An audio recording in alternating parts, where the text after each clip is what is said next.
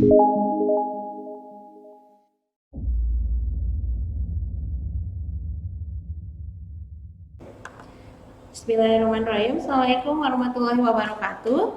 Selamat pagi anak-anak. Masih tetap ada di rumah ya. Masih tetap mengikuti pembelajaran dari rumah. Mudah-mudahan tidak bosan. Dan jangan lupa kalau misalkan kalian keluar rumah tetap harus pakai masker, tetap harus mengikuti protokol kesehatan, dan jangan lupa berdoa mudah-mudahan pandemi COVID-19 ini bisa segera berakhir. Untuk pertemuan kali ini, materi kita adalah mengenai flowchart. Sebelum kita memulai mengetahui apa itu flowchart, kita bahas dulu pertemuan yang kemarin karena ada beberapa dari komentar siswa atau tugas siswa yang sudah masuk ke saya itu masih banyak yang belum paham mengenai algoritma. Kemarin kita bahas soal mengenai membuat sebuah algoritma untuk menghitung luas sebuah bangun datar. Bangun datarnya boleh kalian pilih ya, bisa salah satu saja. Kemudian yang contoh sudah Ibu kasih adalah menghitung luas segitiga. Langkahnya adalah seperti ini.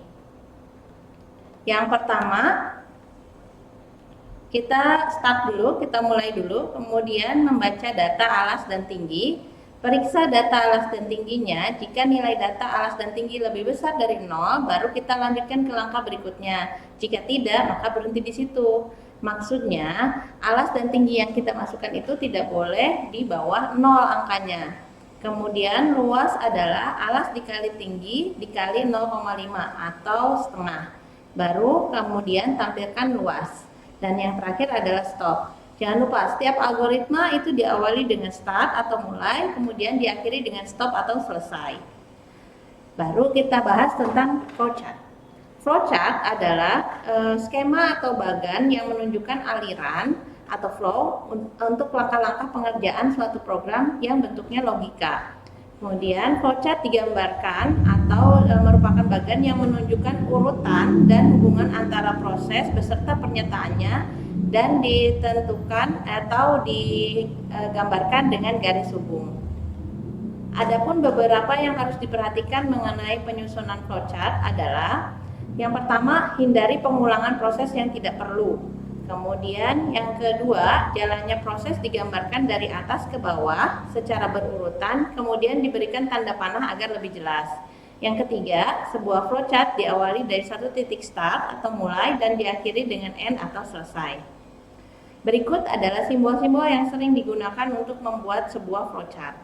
Yang pertama, ini adalah simbol terminator atau simbol untuk memulai dan mengakhiri program. Tadi isinya adalah start atau mulai, kemudian end atau selesai.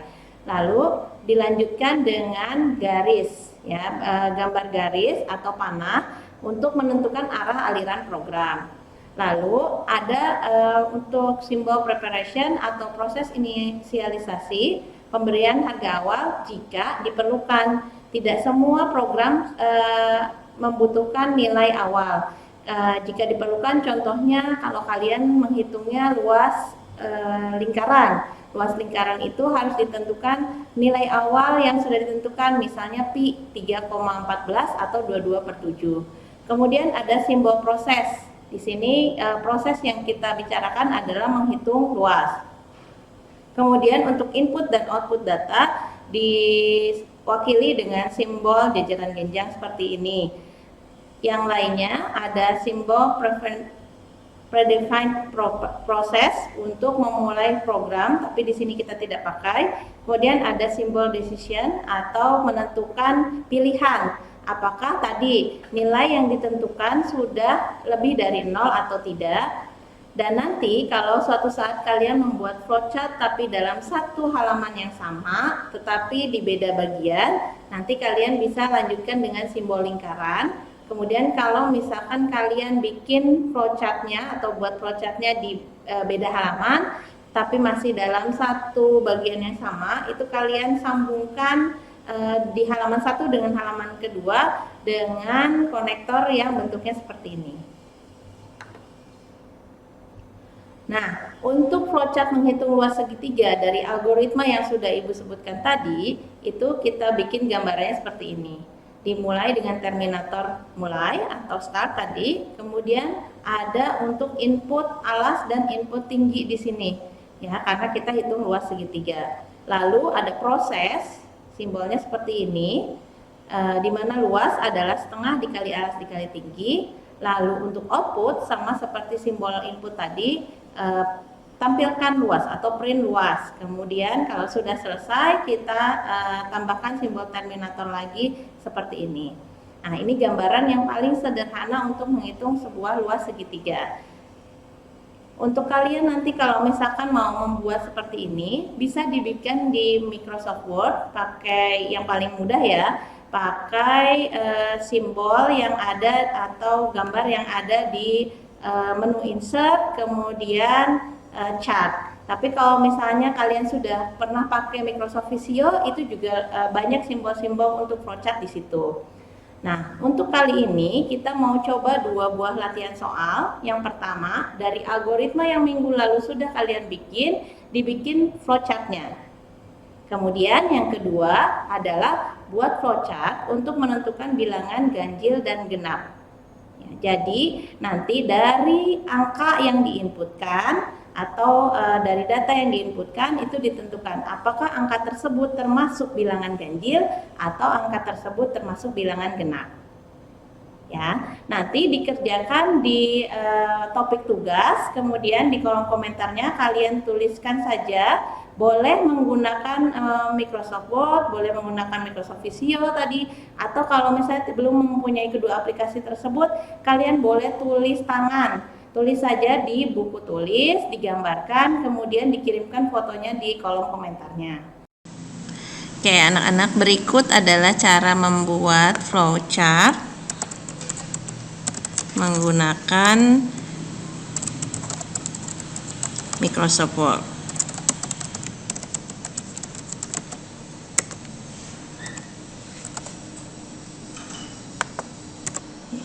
Yang kemarin masih kebingungan dari mana itu simbol-simbolnya, lihat panah yang ibu tunjuk, klik menu insert, kemudian pilih shape. Nah, di sini ada beberapa bentuk untuk pilihannya. Kalian pilih yang flowchart di bawah sini, kemudian kita mulai dari simbol terminator ya, yang tadi sudah dijelaskan. 2 buah simbol terminator kita butuhkan untuk start dan end. Kalau mau menyisipkan tulisannya bagaimana? Kita tinggal klik kanan, add text, tambahkan teksnya. Nah, di sini start, di sini end, atau boleh pakai mulai dan selesai. Kemudian yang kedua kita harus input dulu. Nah, kalau input berarti tandanya yang ini, jajaran genjang kita cari. Nah, ini data ya, inputkan. Di sini tadi kemarin ada inputkan alas. Satu lagi. Ini ibu nggak tambahin insert, caranya di copy aja ya, gambarnya kalian copy, simbolnya kalian copy, kemudian tinggal diganti tulisannya, alas dan tinggi.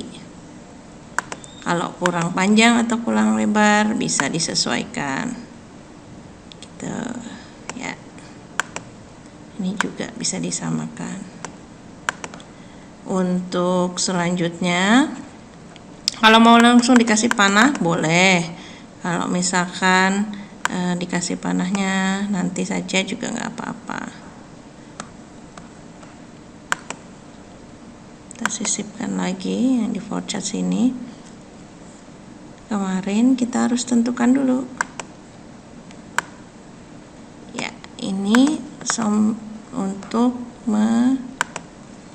menentukan apakah alas dan tinggi sudah di atas 0.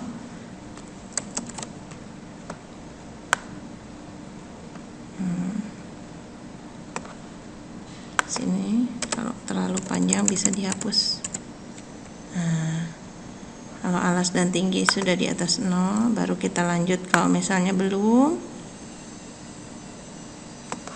kita tanyakan dulu.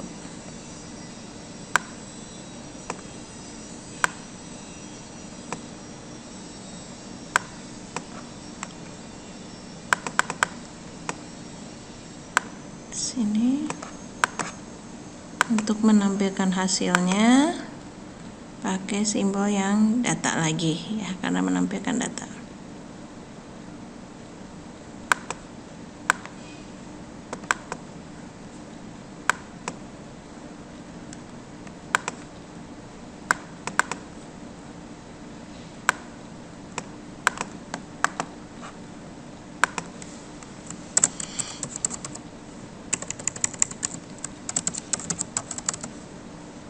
Hitung luas, di mana luas adalah alas dikali tinggi dikali 0,5 atau setengah.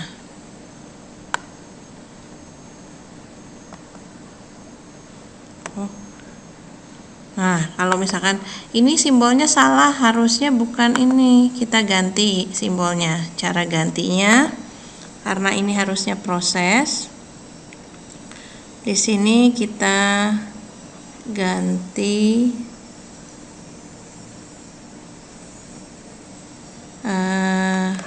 bentuknya, harusnya segi 4. Nah, ini persegi proses sini.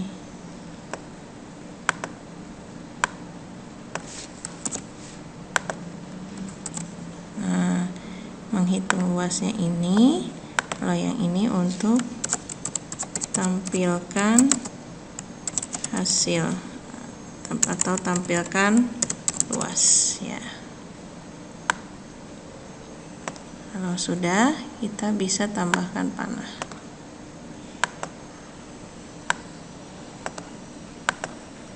Menu insert lagi. Oke.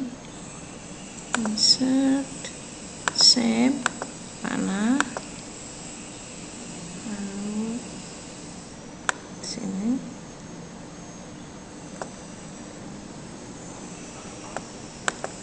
Selesai. Kalau dilihat, nah seperti ini. Flowchart menghitung luas segitiga. Boleh dikasih keterangan yang di sini, kenapa ada panahnya di sebelah sini.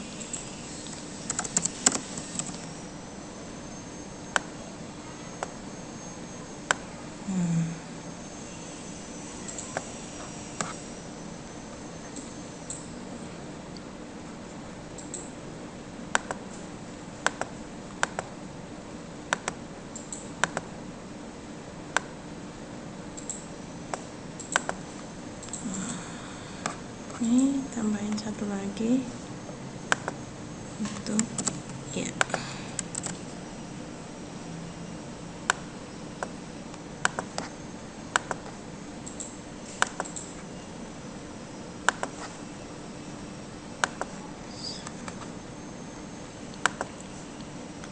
Export untuk ya.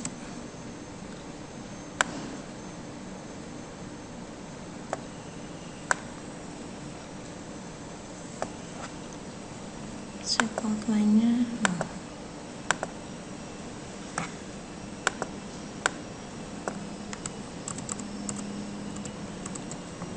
Oke, seperti ini kurang lebihnya flowchart menghitung luas segitiga.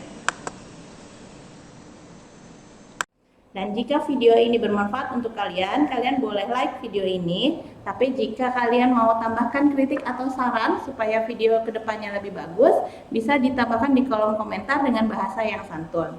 Ya. Demikian dari saya, mudah-mudahan apa yang sudah disampaikan bisa bermanfaat. Terima kasih sudah hadir, mohon maaf bila ada kesalahan. Sekali lagi, tetap di rumah, tetap berdoa, mudah-mudahan pandemi COVID-19 segera berakhir. Sekali lagi terima kasih. Assalamualaikum warahmatullahi wabarakatuh. Semangat pagi.